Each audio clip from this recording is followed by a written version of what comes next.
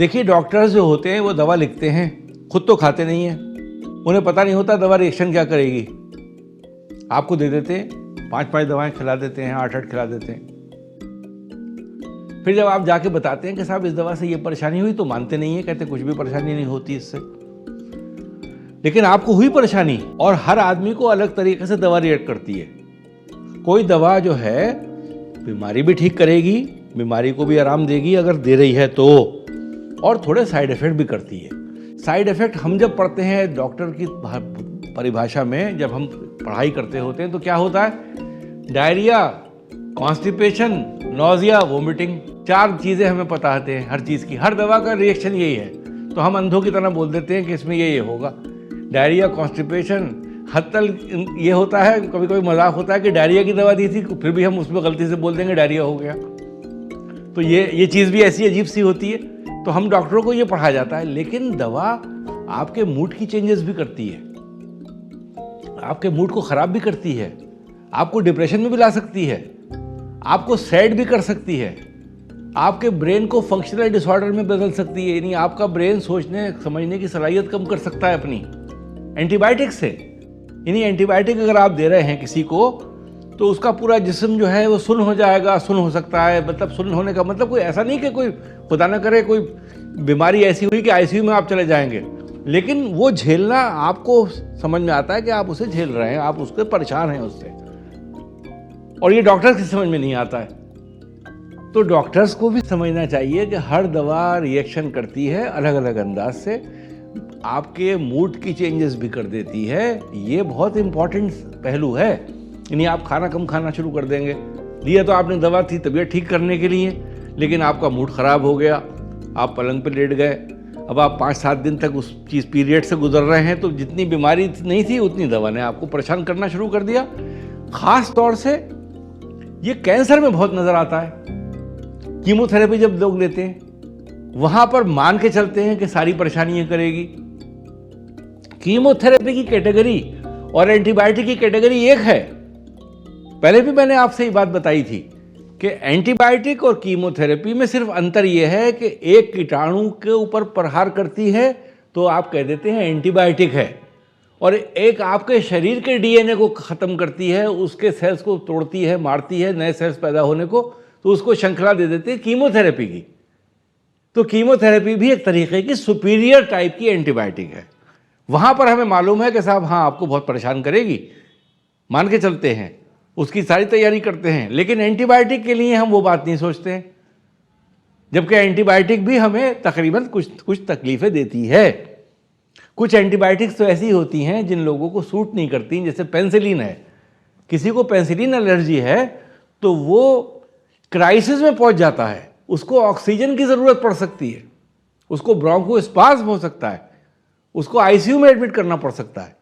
Penicillin इतना खतरनाक दवा है, इसलिए आपने देखा होगा कि पेंसिलिन पहले बहुत ज़माने में चलती थी, आज भी मिलती है बहुत सी बीमारियों के लिए। पेंसिलिन ही स्टैंडर्ड ट्रीटमेंट है, लेकिन डॉक्टर्स देने से परहेज़ करते हैं, क्योंकि इतने रिएक्शंस उन लोगों ने देख लिए हैं, किताबों में पढ़ लिए हैं कि पेंसिलिन अवेलेबल आईवी के हिसाब से बहुत कम मिलती है, नहीं दी जाती है अब। लेकिन दवा बहुत अच्छी थी, रिएक्शन होते थे। इस तरीके से और एंटीबायोटिक्स भी हैं, जो ख़ास तौर से एंटीबायोटिक्स ले रहे हैं इंट्रावीनस ब्लड में देने वाली एंटीबायोटिक, उनके रिएक्शंस जो होते हैं ज़्यादा ख़तरनाक होते हैं, इसलिए उनसे बचना चाहिए। तो ये बात मैं इसलिए बता रहा हूँ कि ये हमारे डॉक्टर भाइयों के लिए भी ज़रूरी है समझना, और मरीज़ों के लिए समझना भी ज़रूरी है। दोनों के लिए ज़रूरी है कि हर दवा का रिएक्शन होता है, और खाली 3 कैटेगरी में नहीं रख सकते दवा के रिएक्शन को कि आप कह दें कि साहब उल्टी हो गई, डायरिया हो गया या कब्ज़ हो गया। इसके अलावा भी दवाओं का रिएक्शन होता है जो पूरे शरीर के ऊपर प्रभाव करता है। अच्छा, पॉलीफार्मेसी जो होती है, क्या मतलब है कि मैंने 10 दवाइयाँ खाना शुरू कर दी, डॉक्टर साहब ने 10 दवा लिख दी। आपने देखे हैं ऐसे पर्चे? आपके घर में भी किसी को मिले होंगे कि 10 दवाइयाँ लिखी हुई हैं उसमें। पॉलीफार्मेसी मेडिकल कॉलेज में सिखाया जाता है कि अवॉइड करना चाहिए, आपको सटीक दवा देना चाहिए, जो 1-2 दवाइयाँ होती हैं, उससे ज़्यादा दवा देने की ज़रूरत नहीं है। अगर आपने दी है तो इसका मतलब आप डॉक्टर साहब चाहते हैं कि हर प्रकार से मरीज़ मेरा ठीक हो जाए, और मरीज़ किसी दूसरे डॉक्टर के पास नहीं चला जाए भाई, कहीं मेरी इम्तिहान जाके ले ले तो मैं सब दवाइयाँ अभी दे देता हूँ। पॉलीफार्मेसी और ख़तरनाक है। हमें ये नहीं पता होता है कि 2 दवाइयाँ 3 दवाइयाँ मिलने के बाद शरीर में जाके क्या परेशान करेंगी हमें। इसलिए पॉलीफार्मेसी अवॉइड करना चाहिए। डॉक्टर साहब से पूछना चाहिए कि साहब इतनी दवाई दे रहे हैं आप, क्या मुझे वाकई ज़रूरत है या थोड़ा एक एक करके दे दें, 2-2 करके दे दें। तो ये जो संपर्क आप स्थापित मुझसे करते हैं, जब मेरे पास आते हैं तो बहुत सवाल पूछते हैं कि साहब सेल थेरेपी कैसे काम करती है। मैं कहता हूँ भाई मैं तो अंदर गया नहीं उसके कभी साथ में, मेरा तो बड़ा भोंडा सवाल जवाब हो जाता है। फिर आप लोग बुरा मान जाते हैं कि साहब डॉक्टर साहब ने ऐसी बात कह दी। तो भाई जाहिर सी बात है, जब मैं सेल थेरेपी कर रहा हूँ तो मुझे उसका प्रैक्टिकल नॉलेज है कि ये करेगी, ये उसके प्रिंसिपल्स हैं, लेकिन किसको कितना काम करेगी ये तो समय बताता है। लेकिन मुझसे पूछ लेते हैं आप, चूँकि मैं खुले आसमान के नीचे अकेला बैठा काम कर रहा हूँ, तो मुझ पे तो आपको वार करना आसान है। लेकिन अगर बड़े अस्पताल में जाते हैं, मेडिकल कॉलेज में जाते हैं या बड़े कॉर्पोरेट हॉस्पिटल में जाते हैं, वहाँ जाके आप कुछ नहीं पूछते हैं, चुपचाप पर्चा बाहर लेके आ जाते हैं और खा ले लगते हैं दवाइयाँ। वो डॉक्टर साहब भी बताने से परहेज करते हैं, चूँकि वो एक पूरा सिस्टम बन चुका है। उस सिस्टम के अंदर आप जो हैं वो बहुत सुकून से हैं। लेकिन पता होना चाहिए कि पॉलीफार्मेसी मेरे लिए क्या उचित है कि नहीं है। अगर उचित है तो मैं लूँगा। अब उसमें ब्लड प्रेशर की भी 2-3 दवाइयाँ हैं, शुगर की भी 2-3 दवाइयाँ हैं, आपको समझ में आई। थायराइड है वो भी आपका चल रहा है, चलिए मान लिया सब 3 दवाइयाँ चल रही हैं, उसमें आपने फिर और दवाइयाँ दे दी कि साहब मुझे कोलेस्ट्रॉल भी है उसको भी कम कर दो, साहब मुझे जो पेशाब की रुकावट है उसकी दवा भी दे दी, वो भी कम कर दो। तो ये इतनी दवाइयाँ मिला के 8-10 की दवाइयाँ, तो फिर आप खाना कहाँ खाएंगे। ये मानना चाहिए। अच्छा, और ज़िंदगी बहुत ज़्यादा बदली नहीं है मेडिकल सिस्टम के आने से, ज़िंदगी परेशानी की ज़्यादा हुई हैं, आप माने या ना माने। यानी आज से 100 साल, 50 साल, 70 साल, 60 साल तो मेरी उम्र हो गई।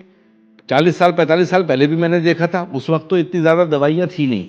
समझिए आप मेरी बात, 40 साल पहले इतनी लोग दवाइयाँ इस्तेमाल नहीं करते थे, इवॉल्व हो रहे थे मेडिसिन। 40 साल पहले भी यही हाल था। ना डायग्नोसिस में इतना ज़्यादा चीज़ें थी, अल्ट्रासाउंड भी नहीं था, एक्सरे हुआ करता था खाली, CT MRI PET CT तो बहुत दूर की बात है। मोटी मोटी जांचें थी, मोटे मोटे इलाज थे, सुकून था। तब भी हमारे दादा 80 साल के होके मरे, कोई 100 साल के होके दिन ठीक रहे। तो कोई ज़्यादा चेंज नहीं आया है दवाओं से। हाँ, साइंस ने तरक्की की है, हमें मालूम हो गया कि हम क्यों बीमार होते हैं, हमें मालूम हो गया कि इसकी दवा क्या है। लेकिन हमें ये भी मालूम है कि हम इतनी दवाएं खा नहीं सकते। इतनी दवाएं खा के हमारा जीवन की शैली पूरी बेकार हो जाती है।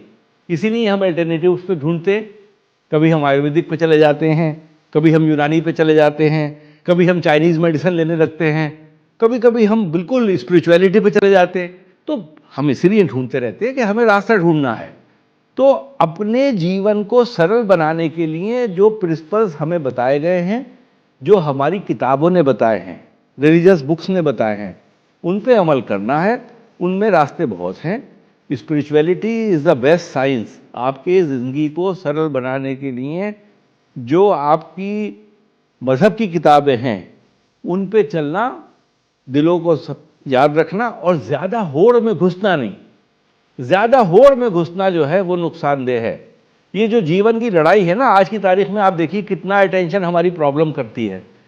हम पहले यूट्यूब पे वीडियो देखते थे 20-20 मिनट के, फिर हमने शॉर्ट देखना शुरू कर दिए, अब हम 1 मिनट वाले पे चले गए। तो ये हमारा जो है ये सिस्टम बहुत हमें परेशान कर रहा है। आप अपने मोबाइल से दूर रहा कीजिए, कुछ घंटे दूर रखिए उसको। आप दिन में 2 मरतबा देखिए। मेरे कुछ जानने वाले ऐसे हैं जो कहते हैं भाई हम 2 बार ही देखते हैं, एक सुबह देख लिया, एक शाम को देख लिया, बस जवाब दे दिया किसी का देना है। तो ज़िंदगी को उस तरीके से आसान बनाने की कोशिश कीजिए। मेरी बातों को सुन के अमल कीजिए, आपको फ़ायदा होगा। क्योंकि मैंने बहुत रिसर्च अपनी ज़िंदगी में की है मेडिकल सिस्टम्स को पहचानने की और आप तक पहुंचने की। मैं किसी को हाथ पहुंचाना भी नहीं चाहता, किसी सिस्टम पे कोई आपत्ति उठाना नहीं चाहता, लेकिन जीवन आपका है, आपको अच्छा जीवन गुजारने का तरीका आना चाहिए। नमस्कार जी, जय।